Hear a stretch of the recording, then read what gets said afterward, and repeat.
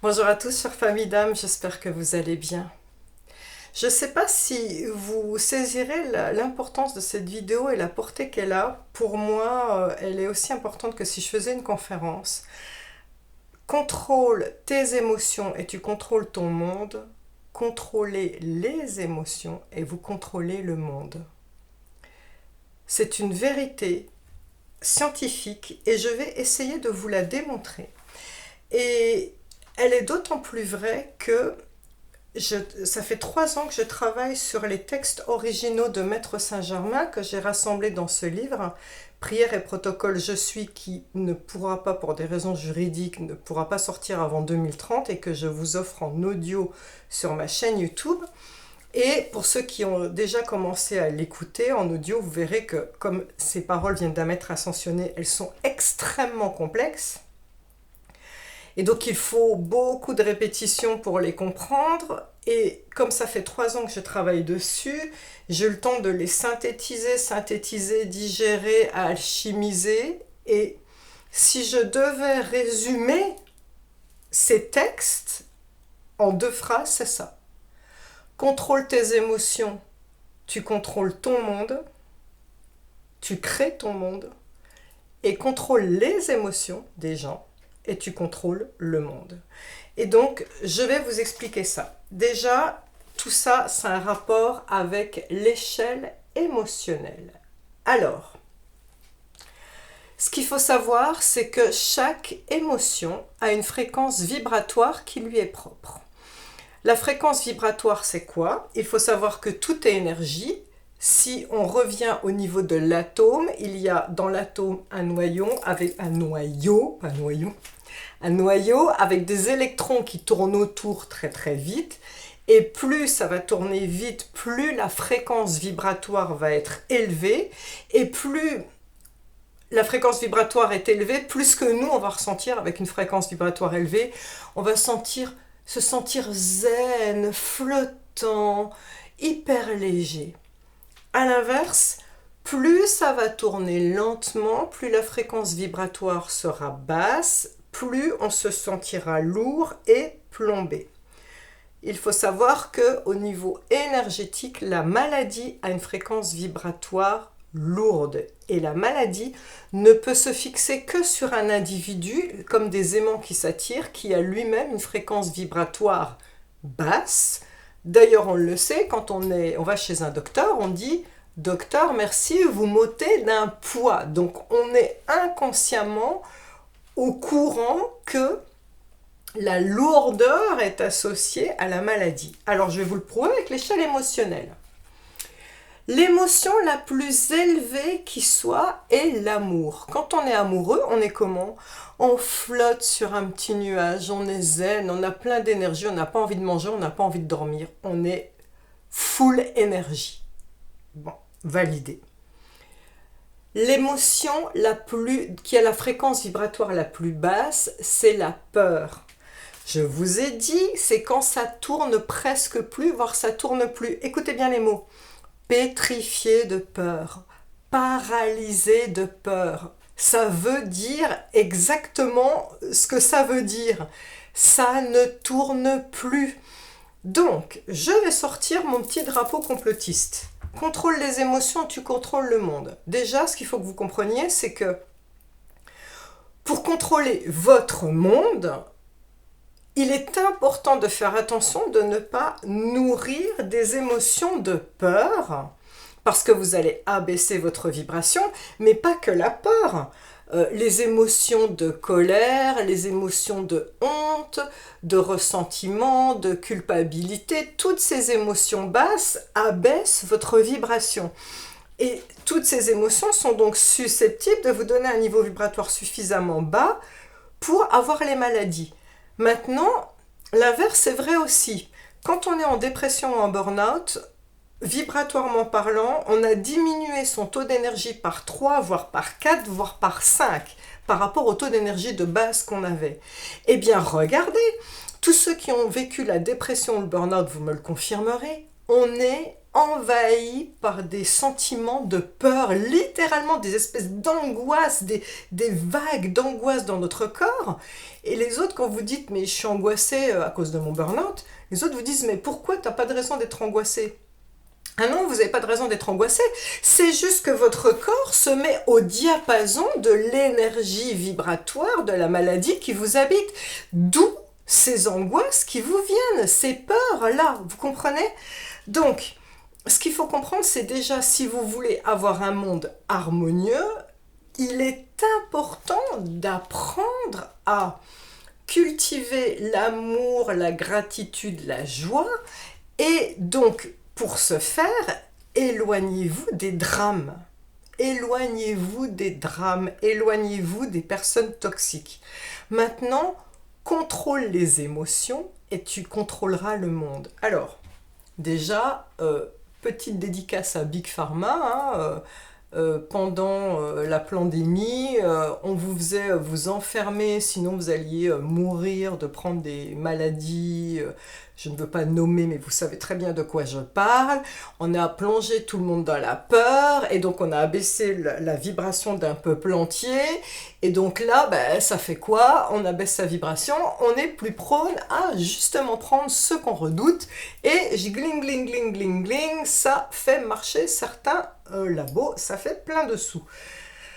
Ceux qui sont restés souverains dans la joie et l'amour et la zénitude en se disant c'est pas pour moi, ce n'est pas mon sujet, et bien comme par hasard, c'est les personnes qui n'ont rien eu. Après, ça n'engage que moi, vous n'êtes pas obligé d'être d'accord avec moi. Mais de toute façon, c'est ce que j'ai constaté personnellement et je ne suis pas la seule. Donc, on va contrôler le monde par la peur, mais je ressors encore mon petit drapeau. C'est quoi qu'on a le soir à 20h30, de 20h à 20h30, des infos qui nous foutent la trouille. Et après, des films qui continuent avec des scénarios catastrophes et tout ça. En fait, l'idée est d'insinuer dans notre subconscient cette peur. Et pourquoi contrôle tes émotions et tu contrôles ton monde ou tu contrôles le monde si tu contrôles les émotions des gens? Eh bien, il faut comprendre que, outre le fait que abaisser votre vibration vous rend malade, si vous utilisez l'émotion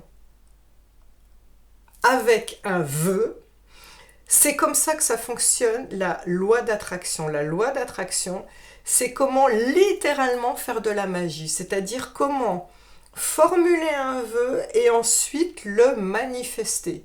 Alors, on n'est pas loin de Jésus qui, splouch, multipliait les pains. Je veux dire, c'est ni plus ni moins une manifestation immédiate qu'il faisait. Et Jésus a bien dit, ce que j'ai fait, vous le ferez, et bien plus encore. Donc, on va tous vers ça. Les grands maîtres ascensionnés, dont Maître Saint-Germain fait partie, explique en long, en large et en travers comment faire de la magie. Et comment on fait de la magie? En contrôlant les émotions, c'est-à-dire en ayant une visualisation de ce que vous voulez et en y ajoutant de la joie, de la gratitude et de l'amour. Vous vous réjouissez parce que votre vœu va arriver. Eh bien, regardez comme ce monde manipulé par l'ombre arrive à maintenir sous sa coupe depuis des millénaires, des siècles. À partir du moment où vous leur faites visualiser des choses avec une émotion, vous faites advenir ces choses. C'est le principe de la magie. Donc, on vous met des images de guerre sous les yeux avec une émotion que ça vous crée, à savoir la peur.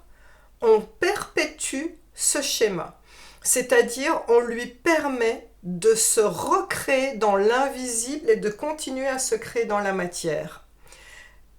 Le cinéma est la machine de l'ombre, est la machine du consentement, parce que aller au cinéma et regarder des films initiatiques comme Avatar, qui sont des films ou La Guerre des Étoiles, ou Le Seigneur des Anneaux, qui sont des films qui vous dévoilent la vérité sous forme de métaphore, c'est extraordinaire. Mais d'un autre côté, il y a d'autres films qui sont manipulés par l'ombre, qui vont vous faire des scénarios catastrophes, Et nous, on est assis les fesses sur le canapé et on trouve ça cool de voir des scénarios catastrophes, c'est-à-dire on nous met des images d'une visualisation qu'on va joindre à une émotion puisqu'on est dans notre canapé et hop, on contrôle le monde. C'est-à-dire qu'à partir du moment où on vous a mis ça sous les yeux, on utilise les masses pour créer. Le peuple est visualisateur. Et pourquoi l'être humain est charnière dans notre évolution? Pourquoi les anges nous aident autant et sont autant à notre service? Pourquoi le règne animal qui est en dessous de nous est à notre service aussi? Parce que l'être humain est au milieu, à l'espace charnière entre l'invisible qui a tous ses pouvoirs de manifestation mais qui n'a pas de pouvoir dans la matière. L'animal, lui, il est dans l'émotion, mais il n'a pas la visualisation pour créer dans la matière. C'est-à-dire que nous sommes pris entre l'invisible des anges gardiens qui ont la visualisation, mais qui n'ont pas d'action sur la matière parce qu'ils sont pas de chair. Et les animaux qui sont de chair et qui savent travailler les émotions, les animaux ne sont qu'amour, vous le savez, mais qui n'ont pas la conscience pour créer la visualisation et faire advenir. Et donc nous sommes pris en sandwich entre ces deux règnes qui cherchent à nous apprendre d'un côté à utiliser l'émotion et de l'autre à utiliser la visualisation pour qu'on soit souverain et créateur de notre monde. Maintenant, je termine avec ça. Il n'y a pas d'émotion bonne ou mauvaise. Il faut que vous compreniez que, par exemple, vous allez vous dire, dans l'absolu, la colère est une émotion mauvaise. Pas forcément. Si vous êtes quelqu'un qui est tout le temps dans l'amour, c'est sûr qu'une personne qui arrive à vous mettre en colère va abaisser votre vibration et donc vous allez vous sentir pas bien pendant 2-3 jours, vous aurez l'estomac un peu retourné, il vous arrivera même un peu des tuiles, et oui, ça a abaissé votre vibration et donc dans la création de votre monde, ça va être un peu dissonant, vous aurez des accidents, vous casserez des trucs, voilà, suite à une embrouille avec quelqu'un. Ça, vous le savez. En tout cas, la majorité des gens qui sont sur ma chaîne, vu qu'ils sont créateurs, ils le savent. Donc, quand on a une vibration élevée et qu'on trouve une émotion, je prends l'exemple de la colère plus basse, c'est pas bon puisqu'on abaisse sa vibration et qu'on détruit notre monde. Maintenant, je reprends l'exemple de ceux qui sont en dépression ou burn-out. Ils sont donc habités par l'émotion la plus basse qui soit, à savoir la peur. Eh bien, sachez que si vous êtes dans ce cas-là, la colère est bonne. Pourquoi la colère est bonne? Parce que c'est une vibration plus élevée que la peur. La peur, écoutez le mot, pétrifié de peur, paralysé de peur, ça ne tourne pas.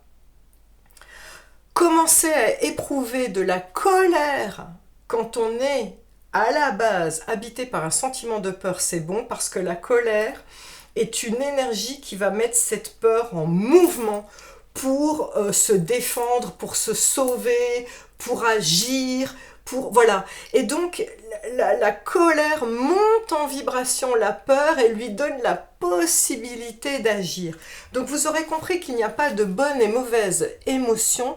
Tout est lié à qui êtes-vous au quotidien et où est-ce que vous vous situez et quelles sont les émotions qui vous habitent pour savoir ce que vous avez le droit de recevoir et de vivre comme émotion ou pas. Alors, ça ne veut pas dire qu'on n'a pas le droit de vivre la colère, on est être humain. Bien sûr qu'il y a des gens qui peuvent me mettre en colère. Bien sûr que je suis agacée. Ce qui est important, c'est de ne pas laisser cette émotion s'installer. Parce que quand l'émotion s'installe, ça devient un sentiment. Et un sentiment est indéboulonnable. C'est-à-dire qu'on n'a plus besoin du déclencheur de l'émotion pour un sentiment. C'est installé dans votre corps et donc allié à la visualisation, le sentiment plus la visualisation, vous créez dans votre monde des choses qui vous échappent. Si vous avez un sentiment de peur en vous en permanence et que vous visualisez des choses associées à ce sentiment de peur, vous détruisez votre monde, vous ne le savez même pas. Donc attention à ne pas laisser une émotion toxique s'installer. Vous vous mettez en colère après une personne, vous criez un bon coup, tu me saoules, tu m'ennuies, laisse-moi tranquille.